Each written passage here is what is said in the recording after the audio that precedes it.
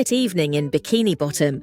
SpongeBob SquarePants, as usual, was cleaning the Krusty Krab, humming his favourite tunes and flipping Krabby Patties. Patrick Star, his best friend, came walking through the door, looking unusually excited. "SpongeBob, I've been thinking," Patrick said, his voice full of excitement. "Why don't we have some fun tonight? Just you and me, like the old days. No work, no worries, just a night to live." SpongeBob's eyes lit up. "That sounds like the best idea ever, Patrick." The two decided to sneak out after work, leaving Squidward, as usual, to take over the late-night shift. Squidward rolled his eyes when he noticed their absence, but he didn't care much. He was too busy sulking in his own misery. SpongeBob and Patrick hit an underwater nightclub in Bikini Bottom called the Salty Shake. The place was alive with flashing lights, jellyfish floating around, and funky music playing. It was a new kind of scene for them both, and they were nervous but excited. As soon as they walked in, SpongeBob was immediately overwhelmed by the crowd, but then he turned to Patrick and smiled. "Patrick, I think this is going to be so much fun." Patrick's face lit up. "I'm just happy we're doing something together, SpongeBob." They made their way to the dance floor, but after a while, SpongeBob noticed that the jellyfish girls weren't exactly giving him attention. He felt a little out of place.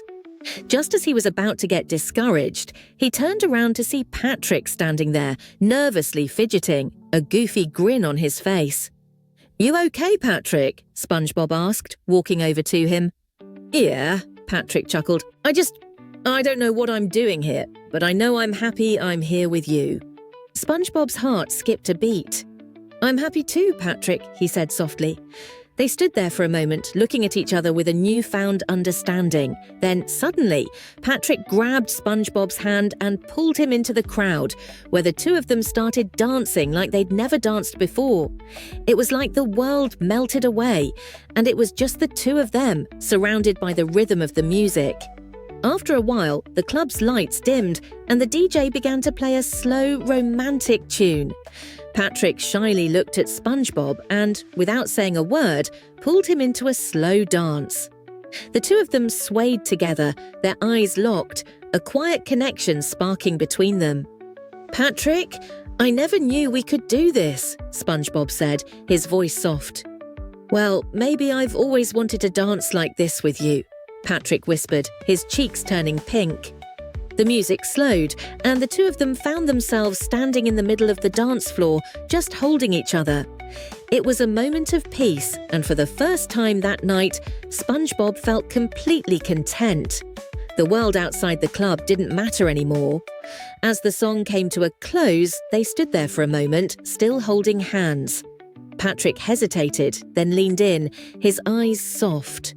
SpongeBob met him halfway, and the two of them shared a gentle, tender kiss.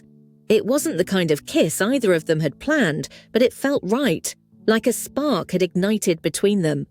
After the kiss, they pulled apart, both looking at each other with a mixture of surprise and joy. "SpongeBob, I've always loved you, you know," Patrick said, his voice filled with sincerity.